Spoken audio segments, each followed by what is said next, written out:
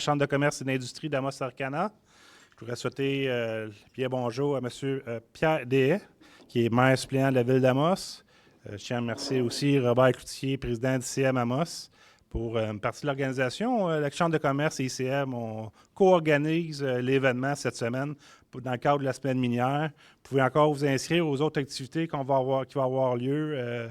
Prochain dîner-conférence vendredi, demain 5 à 7 et jeudi chez Géospectra. Alors, merci de votre présence, de votre participation, de mettre en lumière tout notre écosystème minier. On en profite, c'est une semaine dédiée à ça. On a eu à la fin mars une journée maillage aussi où il y avait 9 minières étaient représentées avec près de 75 fournisseurs. C'était une excellente journée au niveau des mines, là. Alors, ceux qui étaient présents, je vous remercie encore de votre présentation, de votre présence surtout. Alors, sans plus tarder, je vais passer la parole à M. Pierre Deshaies pour un petit mot.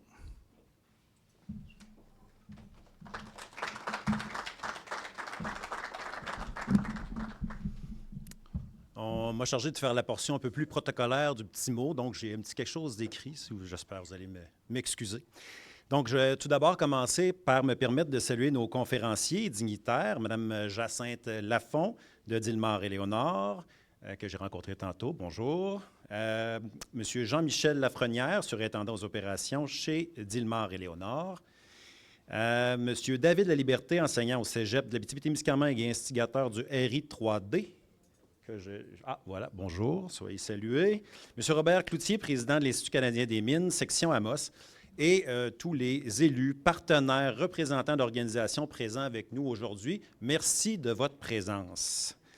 C'est avec grand plaisir que je vous souhaite la bienvenue à Amos à l'occasion de la Semaine minière 2026. Au cours des prochains jours, vous aurez l'occasion de découvrir une programmation riche qui met en lumière les projets miniers en cours et à venir sur notre territoire. Bien que l'objectif principal des activités de la Semaine minière soit de nous informer sur les différents projets miniers en exploitation ou en production et d'entrevoir les opportunités d'affaires avec les acteurs du milieu, la programmation permet aussi de sensibiliser l'ensemble de la population à l'importance des ressources minérales dans notre vie quotidienne. En effet, derrière une multitude d'objets que nous utilisons chaque jour se trouve le savoir-faire, l'expertise et l'engagement de toute une industrie, de la voiture qu'on conduit au cellulaire sur lequel on texte, mais pas les deux en même temps. En cette semaine minière, je vous invite à profiter pleinement des activités proposées, à poser des questions, à échanger, à nourrir la curiosité de tous quant au rôle essentiel de cette industrie dans le développement de notre région. Sur ce, je souhaite une excellente semaine minière à tous. Merci de votre présence et à plus tard.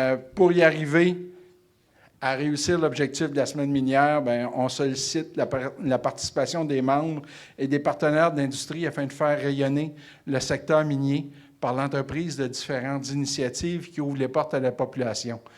Je le mentionne à chaque année, mais c'est vraiment important. Autant les fournisseurs de services miniers que les minières elles-mêmes, organisez quelque chose dans votre milieu, invitez les gens à venir vous visiter, faites une porte ouverte, quelque chose, c'est vraiment important pour que les gens comprennent qu'est-ce qu'on fait. Évidemment, c'est une occasion unique d'unir nos forces puis de montrer aux Québécois l'innovation dans notre secteur. Bien, les portes ouvertes, c'est vraiment ça. On peut montrer tout ce qu'on fait de bien, qu'est-ce qu'on améliore année après année. Cette année, à Amos, on va avoir 7 activités sur 2 semaines qui s'adresseront à tous. L'horaire de ces activités-là est sur le site de la Chambre de commerce d'Amos. Il y a 2 dîners-conférences lundi et vendredi. Il y a un 5 à 7 conférences demain. Il y a une formation en ligne offerte par l'UQAT qui s'adresse plus aux gens qui s'intéressent savoir comment approcher les acheteurs des minières. Il y a une visite industrielle. On va chez Géospectra à Amos. Il y a une visite minière. Elle, on ne l'a pas mis dans la semaine minière, étant donné que c'était déjà très plein. Ça va être dans 2 semaines. Oui, c'est ça, dans 2 semaines. Aussitôt que la date exacte va être confirmée, je vais vous envoyer un courriel pour l'afficher. Et on a un petit concours de dessin. Il y a déjà une dizaine de dessins qui sont arrivés. Donc, les jeunes doivent nous faire un petit dessin sur le thème de la semaine. Avant les conférences, on a Pierre Labrèche, conteur, qui va nous faire une petite présentation. Pierre est conteur depuis plus de 20 ans. Il raconte des vraies histoires fausses et il conte de fausses histoires vraies. Il va nous expliquer ça.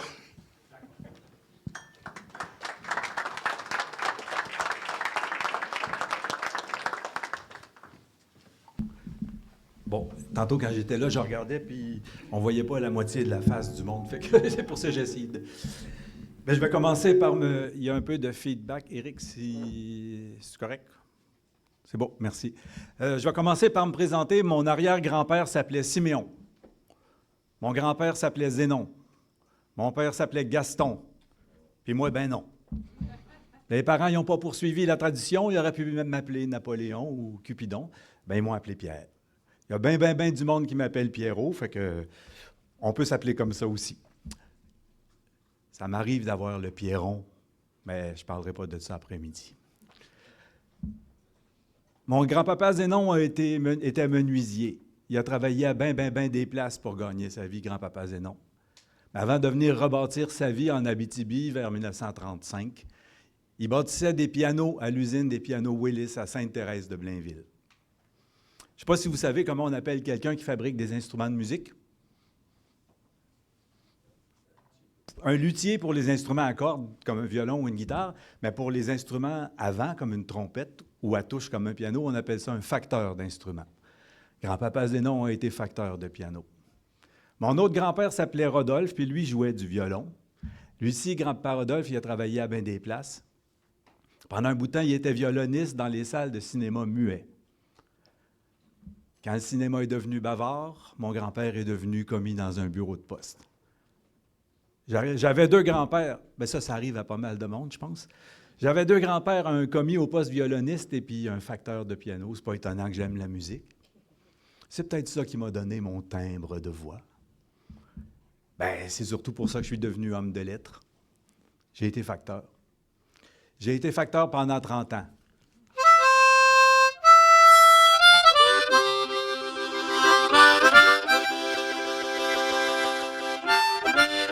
30 ans à me promener sur la rue, sur les trottoirs, à rencontrer du monde, puis à me faire raconter des histoires par le monde que je rencontrais. Bien, mine de rien, les histoires qu'on me racontait, je les mettais dans mon sac de facteur. Aujourd'hui, on m'a demandé de vous parler pour une quinzaine de minutes. Je vais vous conter une couple d'histoires. Mais avant, je ne peux pas m'empêcher... Bon, là, la résidence pour personnes âgées, ça s'appelle la résidence de la cathédrale. On est à l'ombre de la cathédrale d'Amos. Je vais vous raconter une histoire qui est arrivée. Ah, puis comme il disait M. Cloutier, il y a des fausses histoires vraies puis des vraies histoires fausses. Je vous laisse deviner. Mais il y a un de mes amis, il y a longtemps, lui, il était mineur. Il s'est marié à la cathédrale d'Amos. La veille de ses noces, il se mariait le dimanche matin à 11 h. La veille de ses noces, mon chum s'aperçoit qu'il a oublié d'aller s'acheter un habit. Fait qu'il est 5 h moins quart, samedi après-midi. Il se dépêche, il s'en va à la boutique Léon. Puis il dit à Léon, « J'ai besoin d'un habit, je me marie demain. » Léon, il dit, « Ça ne devrait pas être dur à trouver un habit.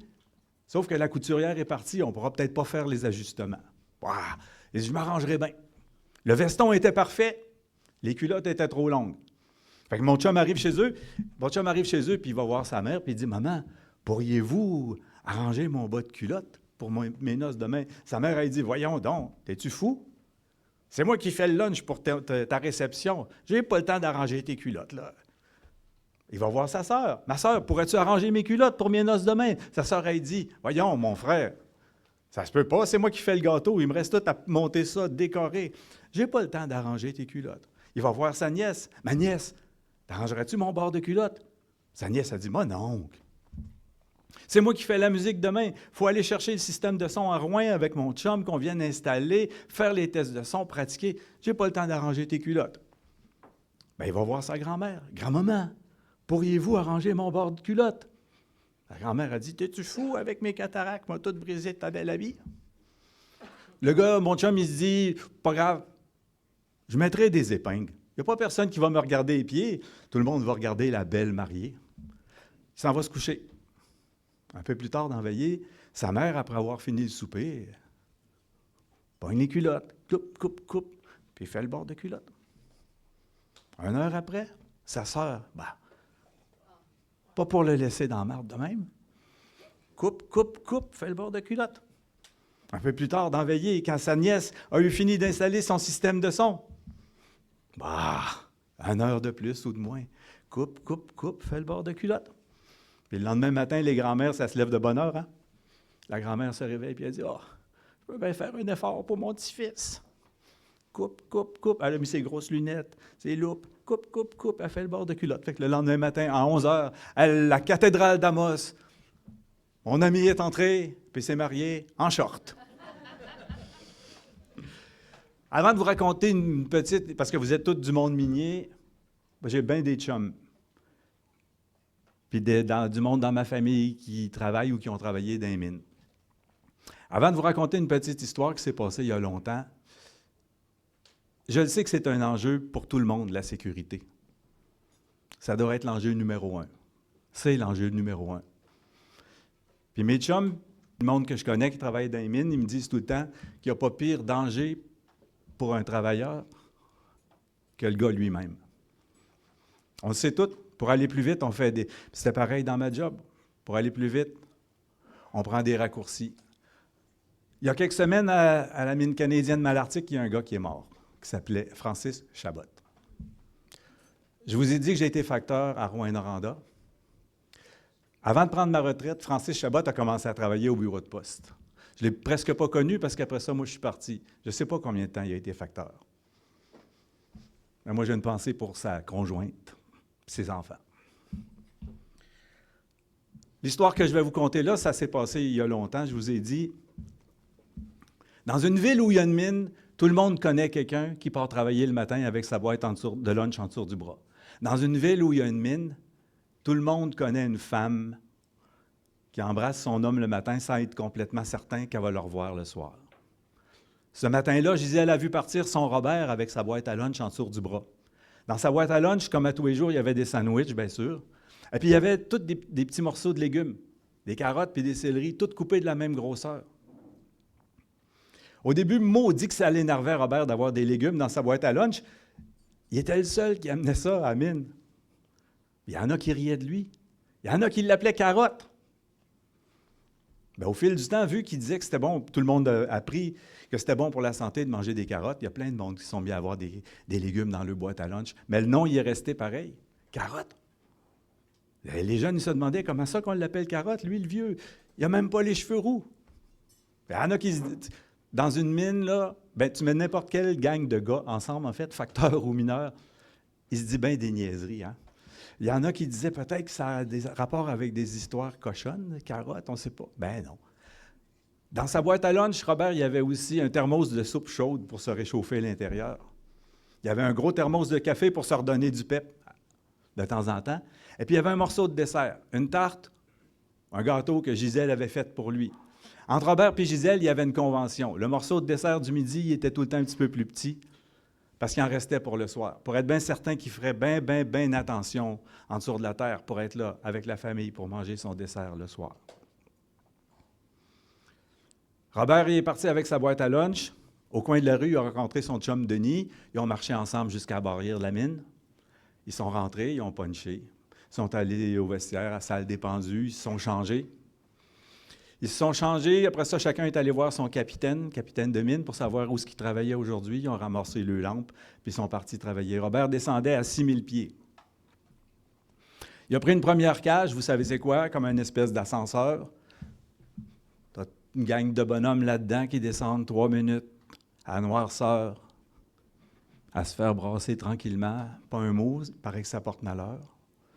Ils ont descendu, rendus en bas, après 3000 pieds, comme un arrêt d'autobus. Ils ont sorti, ils ont marché un bout, ils ont repris un autre cage, puis ils ont redescendu. Un autre 3000 pieds. Robert était rendu à la place où il allait passer sa journée à forer. Les vieux mineurs disent qu'un bon mineur, il va être capable de creuser dans le roc, comme on le ferait avec un couteau à beurre dans une meule de fromage. À l'heure du midi, à l'étage de la cantine, à la cantine de l'étage, je veux dire, tout le monde est assis avec sa boîte à lunch ouverte sur ses genoux. Et puis, je l'ai dit, tu mets une gang de gars ensemble, ils parlent de quoi? Ils parlent des femmes, comme d'habitude. Ils parlent de quoi? Ils parlent de hockey. Comme d'habitude, la veille, les Canadiens avaient donné une volée aux Maple Leafs de Toronto. Puis tout le monde était bien content, sauf le bonhomme Kelly. Puis comme d'habitude, ils ont parlé de politique aussi pour faire fâcher la Violette. Puis comme d'habitude, la Violette s'est choquée bien noire. Puis après ça, tout le monde est reparti travailler. Dans le milieu de l'après-midi, on ne sait pas comment ni pourquoi, mais il y a eu une explosion sous terre. Puis Robert s'est retrouvé en pleine face, tout seul, avec de la moque. C'est à peu près la moitié du corps, le bas du corps, comme on dit au hockey. Mais on ne sait pas pourquoi ni comment. Il y avait la tête, la face au-dessus d'un espèce de trou. Ça fait que Robert tire, puis pousse, puis tire, puis pousse. Il a réussi à se ramener jusqu'au-dessus du trou. Il s'est donné un swing, puis pouf, il est tombé dans le fond. C'était pas bien haut, là. Il a mis ses bras pour se protéger. Dans le fond du trou, c'était noir. C'était trempe. C'est bizarre, mais en dessous de la terre, il y avait comme une espèce de tapis de mousse. Il ne s'est pas trop posé de questions. Il a étendu son bras. Il avait mal au bras. Mais il était vivant, il avait tous ses morceaux. Puis il a commencé à marcher par là. Il n'y avait pas bien d'autres places. Pas à marcher, mais à ramper dans l'eau. Ramper, puis avancer, puis avancer. À un moment donné, au loin, il a vu comme une petite lumière, une petite lueur. Là, la patate s'est mise à y débattre à toute vitesse. Puis il a continué d'avancer, avancer, pour s'apercevoir que c'était un petit peu plus haut, un peu plus large. Il a réussi à s'asseoir pour se reposer un petit peu. Robert s'est assis, puis c'est là qu'il s'est mis à jongler, à penser à toutes les histoires des vieux mineurs qu'on avait perdus puis qu'on n'avait jamais revus. Il s'est mis à repenser à toutes les histoires, les vieux mineurs des frauds, comme on disait dans le temps, qui étaient arrivés des vieux pays, avec des petits lutins qui cachaient dans leurs poches de manteau. Les histoires du père O'Callaghan, on disait que c'est parce qu'il buvait trop qu'il lui parlait en anglais, des leprechauns qui ramassaient la poussière d'or dans les galeries. Et puis les histoires du père Wilinski. Le père Wilinski, avant de se relever, il laissait tout le temps un petit morceau de pain de seigle en dessous de son banc. Fairy tales pour les lutins. Robert s'est mis à avoir peur. Il dit, je ne vais pas commencer à croire à toutes ces niaiseries-là. Peut-être que je suis mort finalement. Non, il y avait trop mal. Quand on est mort, on n'a pas mal. Puis là, il a commencé à entendre rire. Hi, hi, hi, hi, hi, carotte, carotte, carotte. Carotte? C'est pas le rire de mes chums, ça? Carotte, carotte, carotte. Puis là, il voyait des petites lueurs qui dansaient au loin. Là, Robert, il dit, même si pour sortir d'ici, il faut que je crie aux niaiseries du père O'Callaghan, m'en l'écrire les niaiseries du père O'Callaghan. Attendez-moi, je vous suis. Puis là, il est parti. À marcher à quatre pattes, marche, avance. Tout le temps, il y avait les petites lueurs qui étaient là au loin. Puis plus il avançait, plus ça s'en allait. Quand il perdait de vue, il virait en rond. Il était rendu capable de se lever debout. Il s'est mis à avancer dans une espèce de tunnel, de galerie. Et puis avance. Il est arrivé en avant d'une porte. Une porte en bois. Il a ouvert la porte en bois, il est rentré là-dedans. Au-dessus de lui, il l'a bien vu, c'est un vieux shaft de mine abandonné. Robert, il sait que ça monte au-dessus de la terre. Il a regardé autour de lui. La porte où ce qui était rentré était disparue. Il a commencé à grimper. Puis à un moment donné, il a vu le jour à travers deux planches. Bang, bang, bang, il a réussi à rouvrir ça, à sortir dehors. Il reconnaissait la place. Il venait à la chasse à perdrix dans ce coin-là, lui, Robert. Il n'était pas loin de la ville. Il s'est mis à courir. Courir vers la ville, courir pour se rapporter vivant. Puis en courant, même, il passait pas loin de chez eux. Il a vu le char de police en avant de sa maison. Il a vu sa femme qui braillait sur le perron. Fait que Robert, il s'est dépêché, puis il a sauté d'un bras de sa femme en disant qu'il n'était pas question qu'il manque le dessert à soir.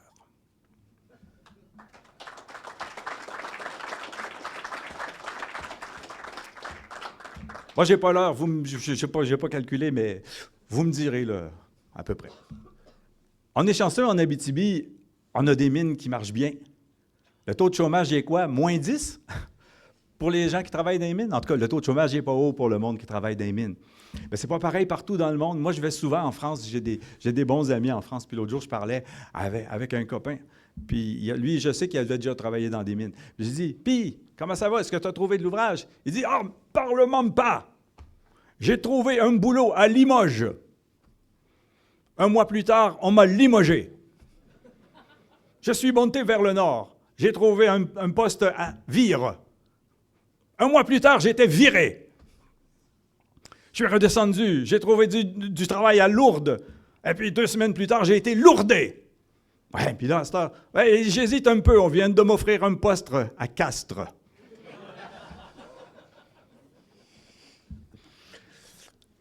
La nouvelle a fait le tour du monde, encore plus vite que ça, le tour du monde financier, plus vite que ça prend de temps pour dire Saint-Jupiter de Torpinouche. On venait de découvrir un gisement d'une teneur incomparable dans le village de Saint-Jupiter de Torpinouche. C'est Pépé, un des gars du village, qui, en allant relever ses collets au bout de la terre, il a fait la découverte. Saint-Jupiter de Torpinouche, là, pour vous expliquer, c'est situé un petit peu au nord de la faille de Cadillac. C'est au pli géologique d'un esquerre. Il y a du nickel dans ce coin-là, il y en a eu en tout cas. Il paraît qu'il y a du lithium aussi, c'est à peu près dans ce coin. C'est aussi sur les contreforts, les contours de la rivière Aricana, là où, quand le grand lac glaciaire Barlow-Ojibway s'est évaporé, ça a déposé des limons dans le fond qui ont fait une belle terre agricole. C'est peut-être à cause de ces facteurs-là que le gisement a été trouvé là, à Saint-Jupiter de Torpinouche. Quand il a fait la découverte, Pépé il a tout de suite clémé son lot. Et puis il en a parlé autour. Tout le monde dans le village a clémé. Et puis ils ont dit, avec un gisement comme ça, on va essayer de l'exploiter nous autres mêmes. Ils ont fondé une coopérative d'extraction. On n'est pas contre le développement, mais on veut le faire à notre vitesse. Et ils ont fondé une coopérative d'extraction, puis la municipalité, avec des lots intramunicipaux, ils ont aidé ça. Le gisement de Saint-Jupiter de Torpinouche a été analysé. Ils ont fait des analyses géophysiques, puis se sont aperçus qu'il y avait des teneurs comme ils n'avaient jamais vu. Des teneurs de brocolinite. Ils ont découvert une mine de brocoli à Saint-Jupiter de Torpinouche. Le brocoli, on peut faire du développement avec ça. Sauf que le brocoli, vous en conviendrez avec moi, des fois, quand tu as des mononcles qui demandent à leur neveu c'est quoi la différence entre une crotte de nez et un brocoli, c'est pas trop gagnant, le brocoli. Hein? Mais un brocoli, ça reste rien qu'un légume d'accompagnement aussi. Fait que même dans les marchés d'exportation à New York ou à Boston ou à Montréal, dans les restaurants de luxe, même si l'appellation contrôlée brocoli de Saint-Jupiter, on n'est pas prêt à payer, surtout quand la Chine puis le Brésil se mettent à domper des brocolis partout sur le marché. Fait que la coopérative va un petit peu au ralenti. Ils ont essayé toutes sortes de choses, de faire du développement nouveau. Vous savez, des produits de beauté. Les femmes sont prêtes à payer des fortunes pour des crèmes. Ils ont essayé de la pommade anti-rides. Ils ont fait une crème de jouvence. Les fermières ont même commencé à tisser la fibre de brocoli pour en faire du fil. Mais il y a juste un problème. Avec la teneur de brocolinite qu'on a à Saint-Jupiter, qu'ils ont à Saint-Jupiter, tous les produits gardent toujours l'odeur de brocoli cuit. Ça ne sent pas fameux, un brocoli, quand c'est en train de cuire, mais tous les produits sentent le brocoli. Une crème de nuit anti-rides qui sent le brocoli, ce n'est pas trop attirant. Fait que ça marche au ralenti, sauf que je ne sais pas si je devrais vous le dire à vous, du monde minier. Il y a une nouvelle découverte qui a été faite. Ça a commencé le jour où le petit Victor est venu manger chez son mononcle. Il y avait des brocolis sur la table. Victor ne voulait pas manger les brocolis. Il les a cachés dans la poche de sa veste. Mine de rien, dans l'après-midi, il est allé dans la remise puis il a mis ça dans une boîte en bois dans laquelle il y avait du brin de scie. Le brocoli est resté là, à sécher dans un environnement de... C'est comme le bon vin dans des fûts de chêne. Il a séché dans un environnement de bois naturel. Et puis, avec le temps, il s'est transformé. Quand le mononcle a réouvert la boîte de bois, chacune des branches de bouquets de brocoli s'était transformée en bouquet de diamants. le diamant de Saint-Jupiter de Torpinouche. Parlez-en pas trop. Pour le moment, le problème, c'est que les diamants sentent encore le vieux brocoli cuit. Mais c'est juste une question de temps avec la recherche et développement, parce qu'on le sait tous, hein, que l'argent n'a pas d'odeur. 5 minutes? Un petit dernier 5 minutes? Ça vous? Un petit 5 minutes, ça vous va? Je vais, vu que vous êtes des gens de partout sur le territoire d'Abitibi-Témiscamingue, je pense. Oui, sensiblement.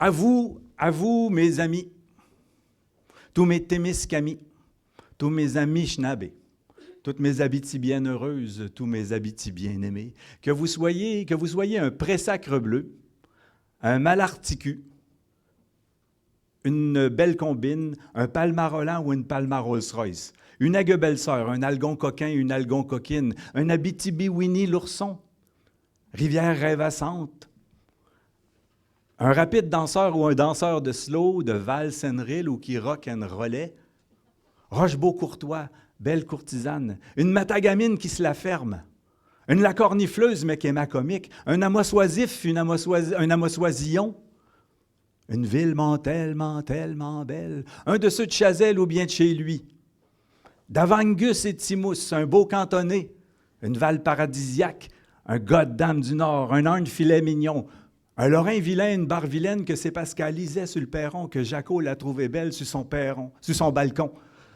Un barreau-turier, tu peux t'y fier, mon vieux. Un Val-Dormante, un Val-Dormeux, un Ville-Marien à perdre. De Sainte-Germaine déboulée, de Saint-Marc défiguré, une d'Alembert lificotée qui va sans peur et qui va sans reproche.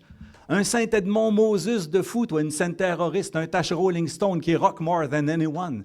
Cher né d'électeur, réminiature, Granada ou géant glié qui m'a fait un effet, mais Louvicourt toujours, mon lapin qui sait du par quel chemin qui mène à Rome. Ah, puis Duhamel, toi donc, de tes affaires, avec ta sainte mimique, du rosaire qui voit qu'Évillon rose. C'est un gène de Gigue ou c'est Bruno, de Saint-Maurice ou de Saint-Félix ou Saint-Maurice d'Alquier. D'Alquier-Mariton, Madeleine, d'Alquier-Mariton, Madelon, d'Aubascat-Choane, de Val-Saint-Gilles, la tulipe est pas pourrie, Cloutillé pour Veilletor, avec la Béarnigoine et la ferté, la force du puissant et de celui qui vit le bois ou qui l'a pris, c'est vital et clair, mon cher ami. Mais que vous rouliez dans un Winway, en Renault, Sullivan ou bien Autier-Clerval, en Cadillac, je suis toujours à côté de la traque, wow, maman, wow, Gertrude, wow, Manville.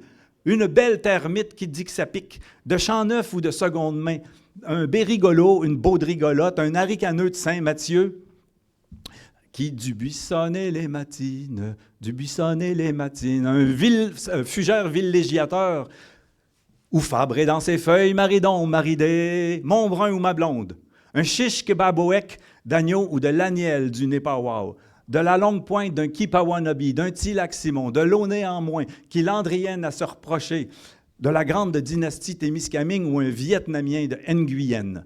De Vietnamien de Nguyen, de Clérici ou de là-bas, un Bourla-Maquisard, une castagnette de Castagnier, d'alcool en bière, un Manse-bourré, une colombe bourgeoise, un colomb bourgeois, un démêlé de déméloise, d'Espinacie ou bien debout, une Sainte-Rose de Poula-rigoleuse, une Destor-Pinouche, un Gali-champion, un Lamotte tourloupéteux, Guérinté, Picoganté, des 20 ou bien des 25, de la morande d'hier et de demain. Mais cessons d'en parler, car la sert à rien de courir, il faut partir à point. La reine, le roi et le petit prince, la reine, le roi et le petit prince, langue docteur, un or métalleux, mon rien là, que vous soyez une Nana ou un McWaters, de Rouen-Norendu, ben loin, ou ma très la Verlochère, ami. Moi, aujourd'hui, je veux nous inviter à dire aimer vivre ici, à vivre ici aimer, à aimer la vie, en partage, en amitié, en solidarité, en sécurité, en Témiscamingue, en Abitibi, dans notre beau pays, à inventer. Merci.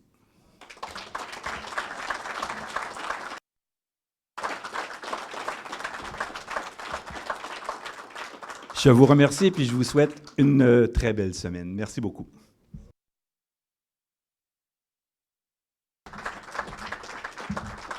Merci, Pierre. Il y a vraiment beaucoup de villes. Ah, j'en doute pas. Notre prochaine conférence, c'est 15 minutes techno, qui est présentée par David Laliberté de RI3D. David est ingénieur mécanique diplômé de l'Université de Sherbrooke et de l'EPF de Sceaux et titulaire d'un MBA de l'Université du Québec en Abitibi-Témiscamingue. Après avoir œuvré comme chargé de projet chez Génivore, WSP maintenant, il a passé près de 9 ans chez Technosob, où il a occupé des fonctions de chargé de projet, directeur de production et architecte système et processus, développant notamment une expertise en pompage et dénoyage minier ainsi qu'en transformation des processus. Depuis 2019, il est enseignant en technologie de maintenance industrielle au Cégep de l'Abitibi-Témiscamingue, où il agit aussi comme chercheur principal du RI3D FRQ. Il va falloir que tu nous expliques c'est quoi le FRQ. Un regroupement visant l'impression du premier bâtiment modulaire au Québec, tout en améliorant le bilan carbone des bâtiments. C'est à toi. Le micro est...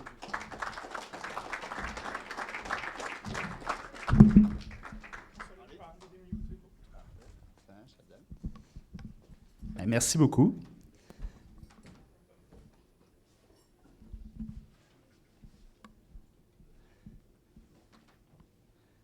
Donc, je suis content d'être avec vous aujourd'hui.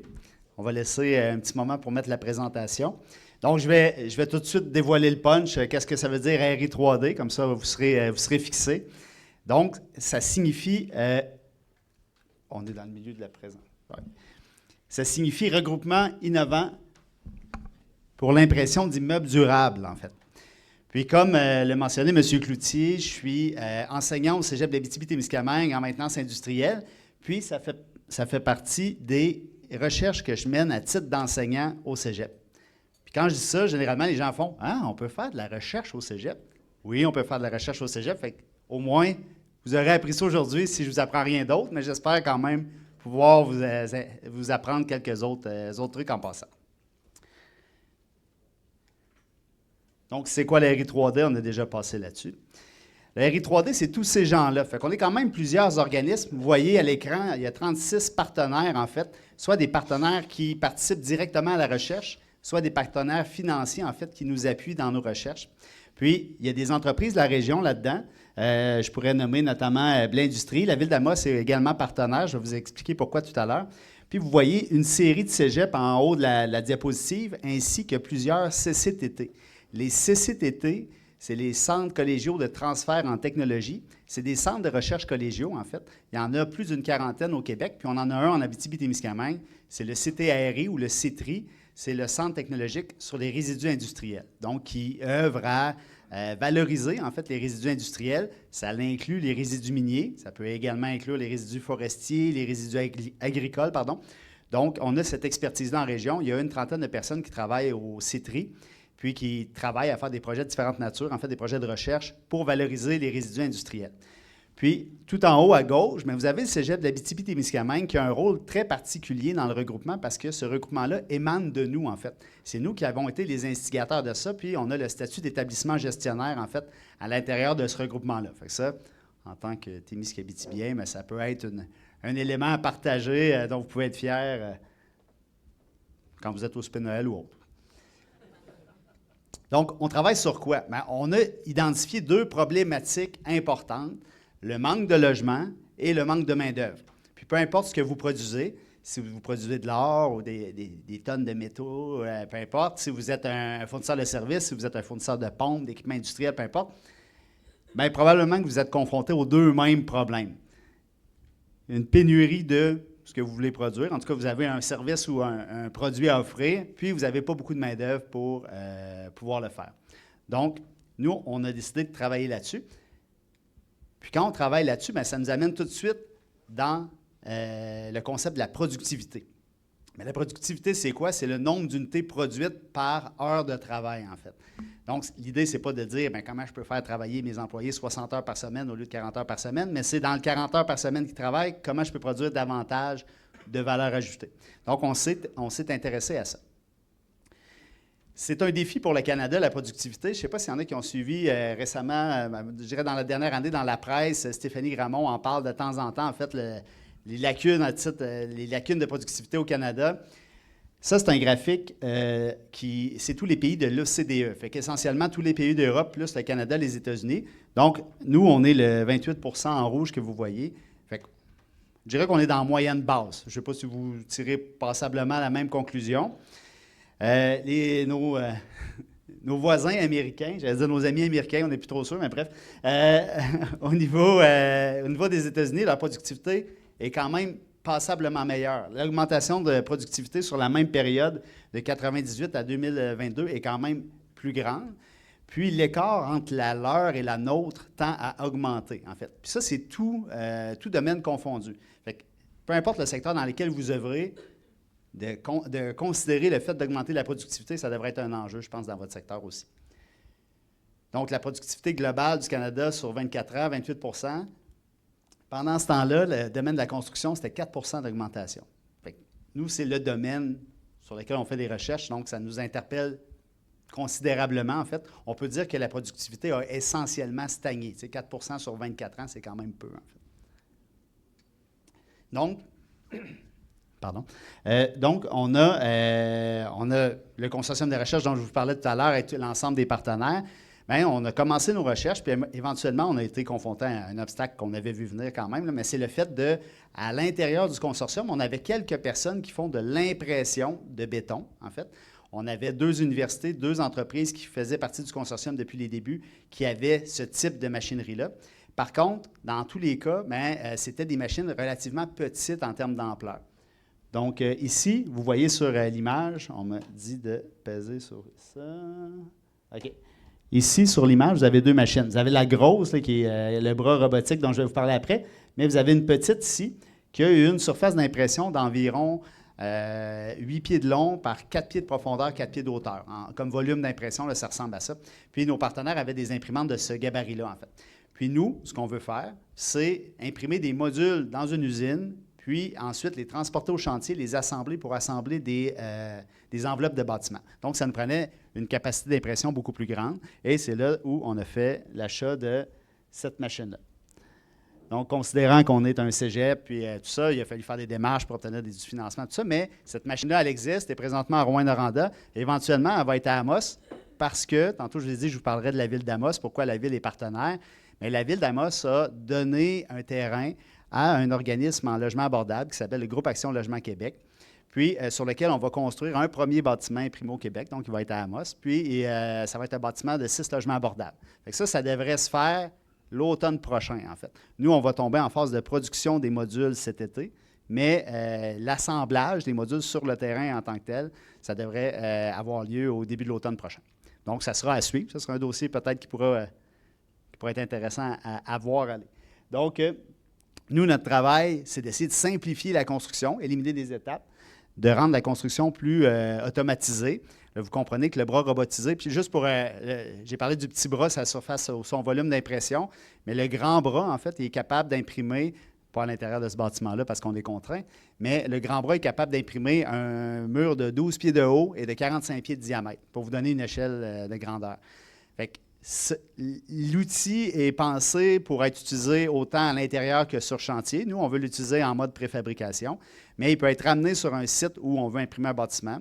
On peut imprimer le bâtiment, puis une fois rétracté, là, présentement, il est sur ses pattes, mais une fois rétracté, l'outil... Est-ce que je vous cache? Je m'excuse, je pense que je vous cache. Je vais me tasser un peu. Okay.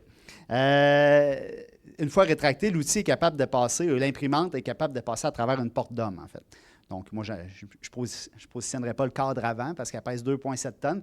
Je passerai avant de mettre les cadres, mais quand même, c'est fait pour être disposé à l'intérieur, imprimé tout autour, puis sortir par après du bâtiment. C'est quand même un outil qui est super intéressant, une machine qui est vraiment intéressante. On a plein d'enjeux à adresser. Ça, c'est des enjeux, je vais passer vite là-dessus parce que vous êtes plus des gens du minier, mais je vais juste quand même les nommer. Donc, ce mode de construction-là, par rapport à notre climat, c'est une question que j'ai beaucoup. Les matériaux de béton qu'on va utiliser, c'est des matériaux qui répondent aux normes cycle gel-dégel qu'on a au Québec, tout ça. Fait que ça, à ce niveau-là, c'est quand même passablement adressé, je vous dirais. L'acceptabilité au niveau de nos normes, bien ça, on a un enjeu à ce niveau-là. On va pouvoir utiliser l'impression dans le cadre du projet d'Amos comme enveloppe de bâtiment. Mais par contre, point de vue structural, pour pouvoir le reconnaître en tant que structure, bien là, on a un enjeu. Il n'y a pas de normes qui existent à ce niveau-là, tout ça, donc on aura besoin d'avoir d'autres éléments structuraux qui vont reprendre les charges. Mais quand même, ça va nous permettre d'acquérir différentes informations par rapport à ça. Ensuite, bilan environnemental, mais on va faire un bilan complet du bâtiment. C'est sûr que généralement au Québec, on construit à ossature de bois, là, ça va être plutôt en béton. Fait que là-dessus, il y a un enjeu. Par contre, notre bâtiment va être super efficace énergétiquement. Fait qu'on a peut-être des gains à aller chercher à ce niveau-là. On fera un bilan puis on pourra faire une analyse à ce niveau-là. La diminution réelle des coûts, bon, ben ça, c'est la question que j'ai toujours, en fait. Est-ce que ça coûte moins cher? Mais là, on n'a jamais fait de bâtiment comme ça au Québec. On a un contexte de la construction qui est super particulier avec les cartes de compétences, etc. Donc, c'est des éléments qui seront validés, notamment dans le cadre du projet d'Amos. Diminution du temps de construction. Ça, on pense qu'on va avoir quand même des gains intéressants. Puis, augmentation réelle de la qualité, mais voir est-ce qu'on obtient un bâtiment de qualité à la fin? On pense que oui. Puis, l'avantage, en fait, c'est de pouvoir programmer l'outil pour pouvoir déposer couche sur couche le béton pour pouvoir constituer le mur. Donc, on a 3 axes de recherche. Ouais. Ah, oui, oui. Ben moi, vous voulez les questions à la fin ou au cours? Non, c'est juste parce que je vais lui donner un micro. Ah, OK. Mais oui, répondre à votre question, vous pouvez m'interrompre pour des questions, pas de problème. Je trouve ça très avant-gardiste, très intéressant. La question, donc, vous avez acheté une machine qui existait déjà, oui, la grosse machine. Exact. Donc, vous, là, vous êtes à vos premiers balbutiements, mais cette machine-là qui a été inventée quelque part sur la planète, ils doivent avoir un background d'expérience que vous pouvez utiliser. Parce que la machine ne serait pas déjà inventée. Non, c'est vrai, vous avez raison. En fait, la machine, elle provient d'une entreprise française qui s'appelle Construction 3D, qui est située pas loin de Lille, en France, là, dans le nord-est de la France. Nous, on a la numéro 21. Fait que dans le monde, il y a 21 machines comme ça. Fait que c'est vrai ce que vous dites. En fait, des machines comme ça, il y en a en circulation. Au niveau des normes, les normes sont vraiment, mettons, au Canada, c'est le Code national du bâtiment, donc c'est fédéral. Il y a un ajout par rapport au Québec qui est particulier par rapport au Québec, mais qui touche moyennement l'élément structure. Mais oui, effectivement, il y a plusieurs milliers de bâtiments, en tout cas, il y a plus d'1 millier de bâtiments dans le monde qui sont imprimés, mais la plupart, présentement, utilisent une structure, mettons, additionnelle. Dans le sens qu'ils vont imprimer, ils vont faire des réservations à l'intérieur des murs, ça va faire comme une espèce de coffrage de béton, dans lesquels ils vont venir mettre une cage d'armature puis venir couler du béton à l'intérieur. Tout ça. Nous, notre champ de recherche, mettons, parce que nous, ce n'est pas de créer la machine, comme vous dites, la machine existe déjà. Notre champ de recherche, c'est de voir comment cette machine-là ou l'utilisation de machines comme celle-là peut amener à un mode de préfabrication par impression dans le contexte québécois, qui répond aux normes québécoises, au climat québécois, puis tout le système là, de Code national du bâtiment, etc. Fait que c'est là-dessus. Là. Mais c'est vrai qu'il y a de l'expérience ailleurs dont on s'inspire, puis on est en relation avec les gens de la France, on est en relation avec différentes universités aussi à travers le monde par rapport à ça. Puis l'élément, l'axe sur lequel je voudrais que vous vous concentriez là, présentement, c'est l'axe numéro 3 en fait. Le premier, c'est on fait des projets de démonstration, exemple le projet d'Amos. Le deuxième, on travaille des matériaux d'impression à plus faible impact environnemental. Mais le troisième, permet à des entreprises de tester la technologie dans leur modèle d'affaires. Ce que je veux que vous reteniez, en fait, c'est qu'on a ces capacités-là de laboratoire, on a l'équipement, on peut faire des tests. Puis si vous voyez pour vous, dans votre modèle d'affaires, peu importe c'est quoi votre modèle d'affaires, des opportunités d'utiliser ce type d'équipement-là pour voir si ça pourrait être intéressant, cette technologie-là. Là, je dis des exemples en vrac, là, mais vous avez des éléments qui ont une configuration vraiment particulière. Vous êtes obligé de faire des coffrages différents toutes les fois, mais là, on pourrait imprimer des coffrages puis venir couler du béton à l'intérieur de ça.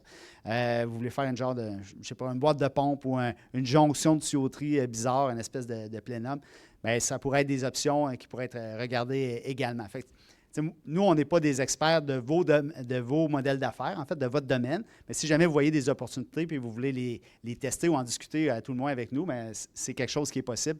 Puis on vous offre l'occasion de le faire au sein de notre laboratoire.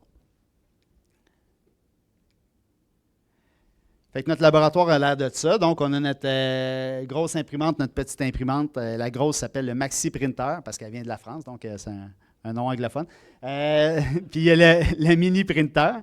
Puis, à l'arrière, en fait, donc ici, on était à notre journée d'inauguration. En fait, on a fait ça le 14 janvier dernier au cégep de l'Abitibi-Témiscamingue, en fait, dans les locaux du CITRI. Puis, on imprimait le logo du cégep avec un AT. Là. On est comme dans un drôle d'angle, on ne voit pas trop, mais c'est ce qu'on était en train d'imprimer. Je vais reculer. Là, on voyait les premières couches. Vous voyez, c'est le début du logo. Puis là, on était rendu... on l'a imprimé environ 1 mètre de haut, en fait. Capacité d'impression, on est capable d'imprimer... Bon, tantôt, j'ai dit 12 pieds, mais on est capable d'imprimer plus haut que ça, dépendamment où on se met par rapport à l'imprimante. Mais là, on perd en termes de surface au sol, en fait. Puis, à l'arrière, on a un système pour produire le béton. Donc, le béton, ça vient dans des sacs d'1 tonne, là, des tote bags, qui contiennent déjà tous les ingrédients secs, en fait, puis on vient rajouter de l'eau. Puis ça, il y a plusieurs compagnies dans le monde qui produisent des matériaux d'impression dans des sacs comme ça. Fait qu'il y a plusieurs formules commerciales qui existent déjà. Présentement, on utilise une formule commerciale. En fait, on en utilise 2. Mais on a des gens qui travaillent à produire des formules de ce type-là, mais qui viendraient de plus près d'ici, en fait, là, pour diminuer le transport. Fait que, on est supporté financièrement, je tenais à le dire également, un peu comme M. Cloutier tantôt, par le Fonds de recherche du Québec, c'est le FRQ du nom, Société d'habitation, économie, innovation, énergie. On a le CRSNG, la Fondation canadienne pour l'innovation, la SCHL, Développement économique Canada et le Fonds du Grand Mouvement Desjardins qui supportent nos recherches. Donc, si vous voulez vous abonner à notre infolettre, vous pouvez le faire en scannant ce code QR. Vous aurez des nouvelles sur l'avancement de nos recherches, puis vous aurez nos contacts également. Vous aviez une autre question? Ouais.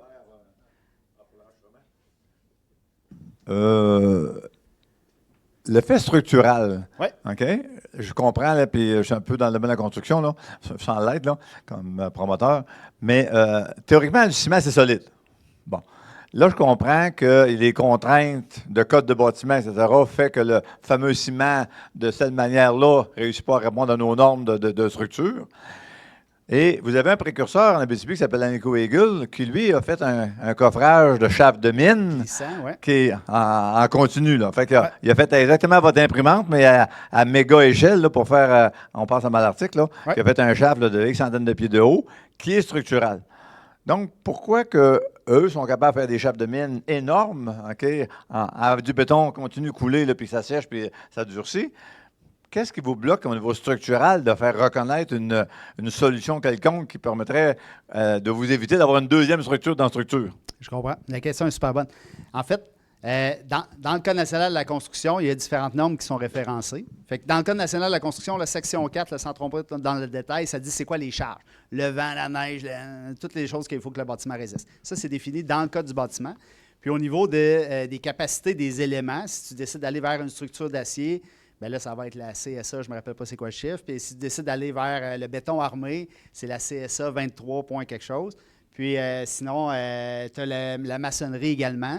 Donc, il y a différentes normes qui sont référencées, qui sont là, c'est le comment le faire. Tu sais, c'est le processus de construction vraiment, comment tu fais tes attaches dans une structure d'acier, combien tu mets d'armature dans une structure de béton armé, même chose au niveau de la maçonnerie. Puis là, nous, on est dans aucune de ces normes-là. En fait, le béton en tant que tel, si on fait juste prendre le béton, il y a une capacité d'une 50aine d'MPa, puis le béton, en général, c'est plus de l'ordre de 35 MPa. Fait que le béton imprimé, il est fort.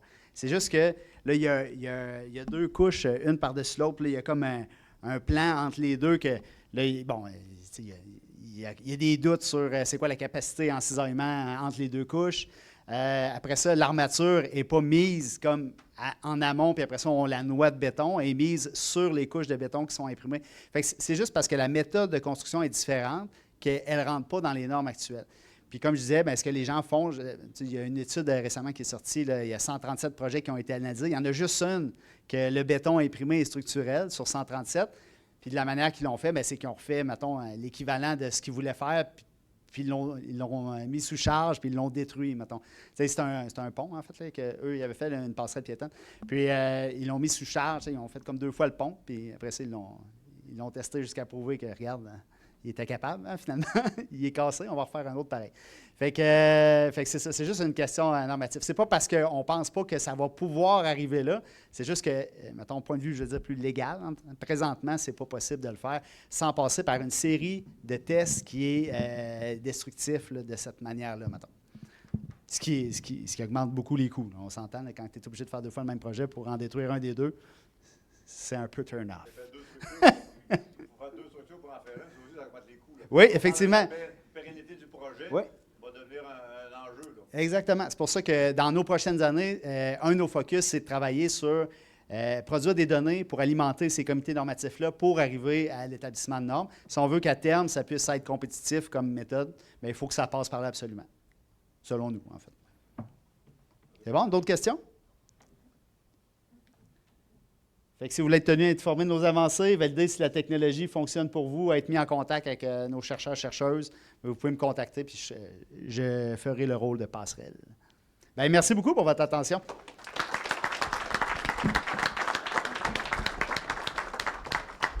Merci, David.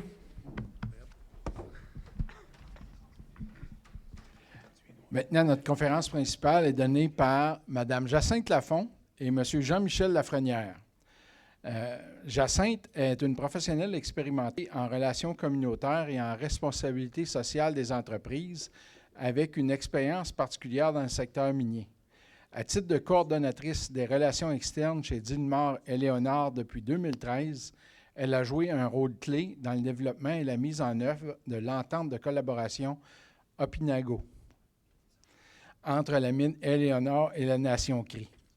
Son engagement envers le développement responsable et l'établissement de relations harmonieuses avec les communautés autochtones l'amène également à coprésider le Comité des relations communautaires de l'AMQ, l'Association minière du Québec. Dans ce rôle, elle contribue à la promotion des meilleures pratiques de collaboration entre l'industrie minière et les communautés locales. Forte d'une solide expérience en gestion de projet et en médiation environnementale, Jacinthe facilite un dialogue constructif entre les parties prenantes, favorisant ainsi la mise en place de partenariats mutuels bénéfiques.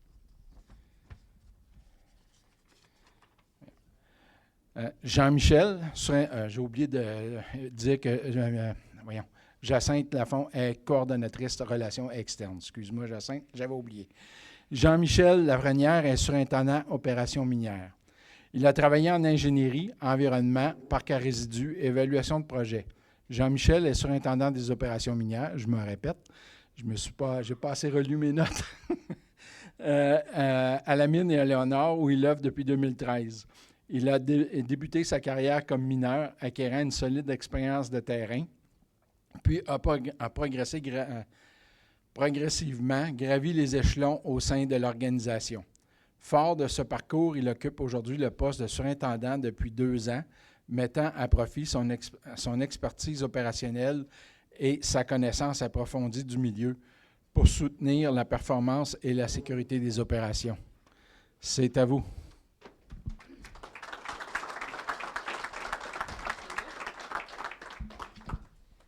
Testing. Bon après-midi. Wow! Les prédécesseurs étaient quelque chose, hein? Le compteur. Wow! Ça montre qu'il y a de la passion dans la salle, hein? Toi aussi, by the way. On sait de quoi qu'on parle en Abitibi, à Témiscamingue, à Amos. Fait que c'est un honneur pour moi et mon collègue Jean-Michel d'être ici aujourd'hui en remplacement de Paul Lévesque, notre directeur général. Ça prend deux employés depuis 2013 pour remplacer notre directeur général. Mais on vient avec humilité. Puis ça se pourrait que vous ayez des questions, parce que vous êtes tous des experts dans ce que vous faites. Puis, comme vous avez entendu, M. Cloutier tantôt, Jean-Michel, c'est un pro des mines, puis moi, je suis plus au niveau social. Donc, si on n'est pas capable de répondre à vos questions, pas grave, on va les prendre en note, on va prendre vos contacts, puis on va commencer une relation, puis on va vous revenir. Fait que gênez-vous pas pour vos questions. Avant de commencer, je voulais dire un gros merci à l'ICM section Amos, à la Chambre de commerce et l'industrie du Centre Abitibi et également à la Ville d'Amos de nous recevoir aujourd'hui. C'est un honneur de commencer la semaine minière 2026 en Abitibi. Fun fact, quand j'ai commencé dans l'industrie en 2007, comme petit géologue, mon rôle dans la semaine minière, c'était le concours de dessin. Donc, aujourd'hui, on va vous faire une mise à jour sur Dilmar Éléonard. Dilmar, c'est qui ça, Dilmar? On va passer au travers du portrait de la mine. Jean-Michel va faire un survol des opérations minières et de surface. On va parler, pour ceux qui sont plus dans le domaine des ressources humaines, de la provenance du personnel, nos ports d'attache également, nos retombées en région. On va faire une mise à jour, ce sur quoi on travaille en ce moment. Puis, on va terminer ensemble avec le futur d'Éléonore et puis projet qui ne pourrait pas exister sans l'aval des communautés locales. Donc, on va finir avec la collaboration. Bon, c'est qui ça, Delmar? Ça, c'est une compagnie privée, imaginez-vous donc. On est ailleurs. Delmar a acquis la mine Éléonore en mars 2025. Au départ, Delmar avait une mine en Indonésie. Aman, la mine Batu Hijau, un très, très gros projet de mine à ciel ouvert. C'est du cuivre, hein, je pense? Oui, cuivre. Autour de 30 000 employés, c'est énorme. Et puis, les propriétaires de Aman ont décidé de créer une nouvelle compagnie qui s'appelle Delmar et ont cherché à acquérir des projets dans une juridiction stable qui est le Québec et le nord du Québec. Donc, on est très heureux de ce renouveau à Éléonore. Ça fait du bien. On a une nouvelle philosophie. Dans le fond, ce qu'on fait, c'est que on se fie plus à des opérations rigoureuses. Comment on appelait ça? Des opérations minières rigoureuses qui est pilotée par l'exécution et non le risque géologique. Donc, on se fie sur une structure puis on la suit. C'est sûr et certain, écoutez, la sécurité, on en a parlé tantôt, c'est venu me chercher. L'histoire du compteur, la sécurité, c'est ce qui guide toutes nos décisions. Puis aussi, ce qu'on aime beaucoup des propriétaires de Delmar, c'est que l'aspect local, l'aspect régional a été adopté dès leur arrivée. On maintient les ententes qu'on a avec nos fournisseurs locaux, avec les emplois locaux et aussi avec les ententes qu'on a avec les Premières Nations. Évidemment, on respecte les normes canadiennes. Il y a un NI 4301 puis International Financial Reporting Standard.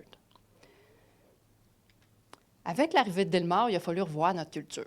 Où est-ce qu'on est, qui qu'on est, à quoi on croit, qu'est-ce qui va nous motiver à travailler. Donc, on a fait plusieurs mois, en fait, de brainstorm, excusez-moi, remue-ménage, pour définir ensemble c'était quoi notre vision d'avenir, puis c'est quoi les valeurs qui vont guider nos pas vers cette mission-là. Donc, ce qu'on appelle BAG dans le jargon, Big Airy Gold, c'est établir de nouvelles normes ensemble, rien de moins. Okay? On veut établir des nouvelles normes.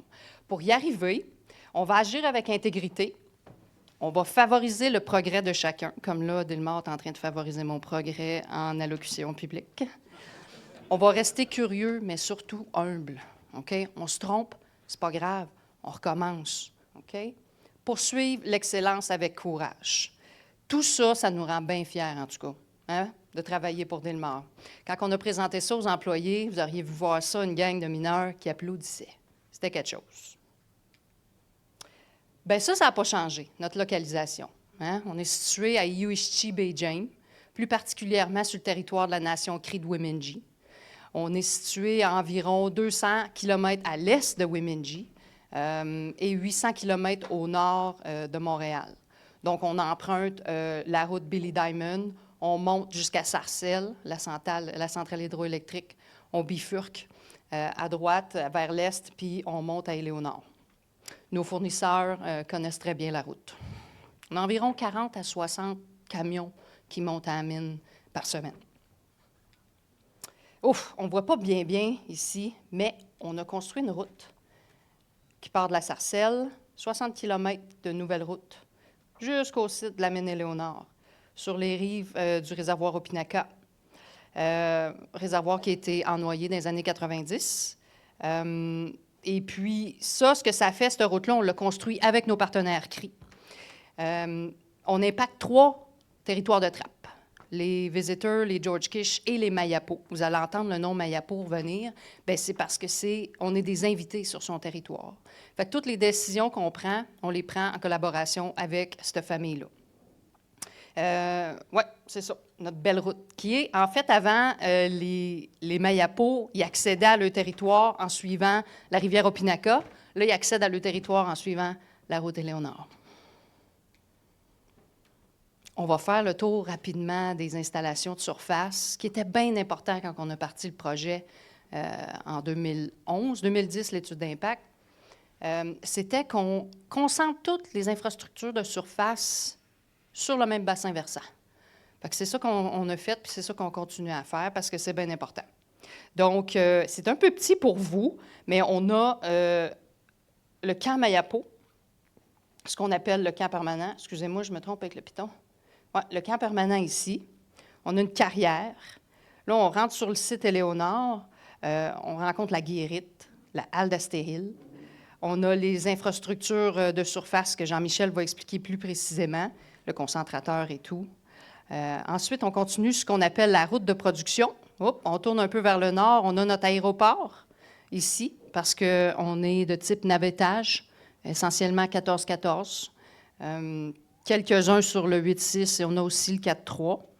Donc, on maintient un aéroport ici. Ensuite de ça, on a l'usine de traitement des eaux industrielles et notre parc à résidus miniers filtré, on est pas mal fiers de ce parc à résidus-là, qu'on est d'ailleurs en train de grossir. On est en train de construire la cellule 5 avec nos partenaires Fournier et Dauch. Excellent partenariat entre une compagnie d'Abitibi-Témiscamingue, experte dans leur domaine, et une compagnie de Wemengee, également experte dans leur domaine. Fait que ça l'amène de l'emploi local. Super beau contrat. Ils ne font pas juste l'expansion du parc à résidus, ils préparent aussi la restauration du parc également. Donc, c'est à ton tour. Voilà. Merci beaucoup. Donc, si on tombe plus dans la zone industrielle, que Jacinthe était beaucoup trop petit là, pour présenter, donc toutes les infrastructures sont toutes dans le même secteur. On est seulement un chemin qui sépare le tout. Fait que si on décolle, on a notre puits de production, qui est notre gros puits ici. Ensuite, juste un petit peu en arrière, pour ceux qui ont déjà entendu parler d'Éléonore dans ses débuts, c'était notre puits d'exploration, Fait que c'est le puits qui a servi là, à faire grandir Éléonore, puis partir la mine en production le plus rapidement possible. Donc, présentement, il est inactif. Il est seulement là, mais c'est seulement pour la ventilation. Si on tombe puits de production, on s'en va vers le niveau du concassage. Fait qu'on a un silo primaire directement attaché avec notre puits de production. Puis ensuite, on peut transférer directement vers l'usine. Donc, le concassage, on s'en va directement au concentrateur qui est capable de prendre tout notre minerai sans avoir de soucis. Puis ensuite, là, le concentrateur, tantôt on en parle un petit peu plus en détail, mais il y a tout le système de traitement, flottation, cyanure. Et par la suite, on a le... Oui, le piton, pas le bon. Après ça, on a un bâtiment des résidus. Donc, les résidus miniers, à Éléonore, on en parlait plus sur le parc à résidus, mais c'est tous des résidus secs qu'on entrepose à la surface. Fait qu'une partie des résidus s'en vont directement dans le bâtiment pour être camionnés vers le parc à résidus.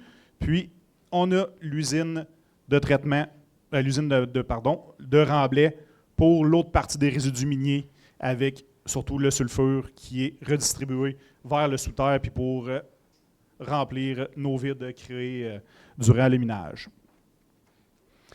Si on tombe plus avec une vue de notre dépôt, donc c'est le survol. Donc, la mine Éléonore, c'est plusieurs lentilles. Fait que c'est pas un gros body d'un bout à l'autre, c'est beaucoup de lentilles qui sont sur chacun des niveaux.